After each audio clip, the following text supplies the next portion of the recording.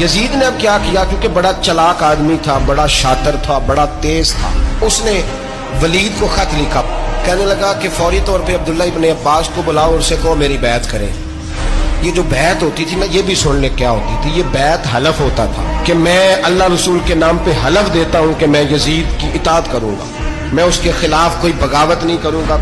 یہ بیعت لوگ سمجھتے ہیں کہ بس ہاتھ پکڑنے کا نام بیعت تھا، اس بیعت کا متبادل جمہوری ملکوں کے اندر ووٹ آیا ہے، تو کہا بیعت کرے، حضرت عبداللہ ابن عباس کو بھی بلاؤ، عبداللہ بن زبیر کو بھی بلاؤ، امام حسین کو بھی بلاؤ۔ امام حسین آدھی رات کے وقت بیٹھے تھے مسجد نبوی میں، چونکہ پانچوں نمازوں کی آپ امامت کرتے۔ امام حسین نماز پڑھا کے عشاء کے بیٹھے تھے، جناب عبداللہ بن زبیر۔ عبداللہ بن زبیر کون تھے؟ یہ نبی پاک صلی اللہ علیہ وسلم کی پھوپھی پوتے تھے اور جناب صدیق اکبر کے نواسے تھے، حضرت عبداللہ بن زبیر، اور جناب زبیر بن عوام عشرہ مبشرہ صحابی ہیں، ان کے بیٹے تھے، بہت زیرک آدمی تھے، یہ بھی امام حسین کے پاس بیٹھے تھے۔ عبداللہ ابن عباس بھی تھے جو حضور کے چچا کے بیٹے ہیں، اس امت کے پہلے مفسر ہیں قرآن پاک۔ یہ لوگ بیٹھے تھے تو ولید نے ایک بندہ بھیجا، اس نے آ کے کہا جناب آپ کو گورنر صاحب نے بلایا ہے۔ تو عبداللہ بن زبیر کہنے لگے حسین اس وقت بلانے کی بات سمجھ میں نہیں آئی۔ تو امام حسین بڑے بصیرت والے تھے، اللہ نے بصیرت دی تھی، کہنے لگے عبداللہ آپ کو سمجھ نہیں آئی، مجھے سمجھ آ گئی ہے، امیر معاویہ وصال کر گئے اور یہ ہمیں جو بلایا گیا ہے نا، یہ یزید کی بیعت کے لیے بلایا گیا ہے۔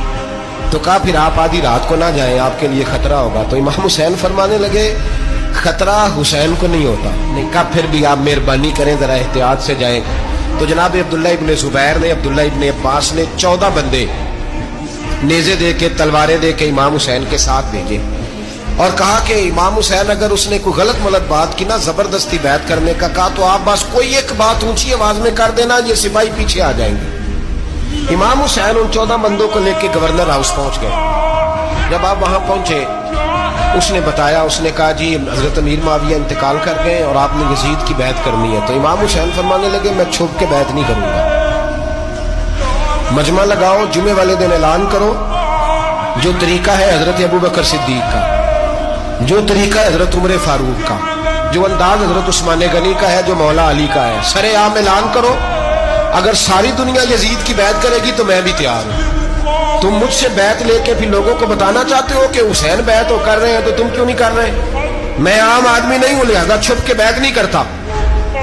جب یہ بات کی نا تو ولید بڑا نرم دل تھا اور امام حسین کی شان کو جانتا تھا، وہ جانتا تھا یہ نبی پاک کا خاندان ہے۔ اس نے کہا جی مجھے تو حکم تھا، باقی آپ حضور کے نواز ہیں، میں کر کچھ۔ وہاں ایک بڑا بدبخت شخص بیٹھا تھا، عبد الملک بن مروان، وہ ولید سے کہنے لگا کہ اگر حسین آج تمہارے ہاتھ سے نکل گئے تو تمہارے لیے بہت بڑا مسئلہ کھڑا ہو جائے، انہیں جانے نہ دینا، یا بیعت کراؤ یا ان سے کہو جنگ کے لیے تیار ہو۔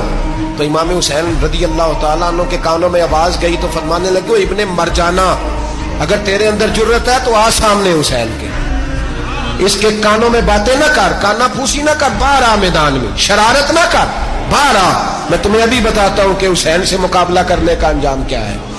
یہ کہہ کہ امام حسین باہر نکلے، اپنے بھائی محمد بن انفیہ کو بلایا، عبداللہ بن زبیر، عبداللہ ابن عباس، ڈھیر سارے لوگ اکٹھے ہو گئے، فرمایا یہ معاملہ ہے، اب کیا کرنا ہے؟ تو وہ کہنے لگے حضور وقت ابھی مناسب نہیں ہے، آپ اس طرح کریں یہاں رکیں، ہم مکے سے، عراق سے، کوفے سے لوگوں کو بلاتے ہیں، یہاں ایک بڑی مجلس مشاورت قائم کرتے ہیں۔ امام حسین فرمانے لگے اگر تم مشاورت قائم کرو گے تو ولید اور عبد الملک بن مروان وہ تو جنگ کرنے کو تیار ہے، اور نبی پاک نے فرمایا ایک مینڈا ہوگا جس کی وجہ سے مدینے کی گلیوں میں لہو بہے گا۔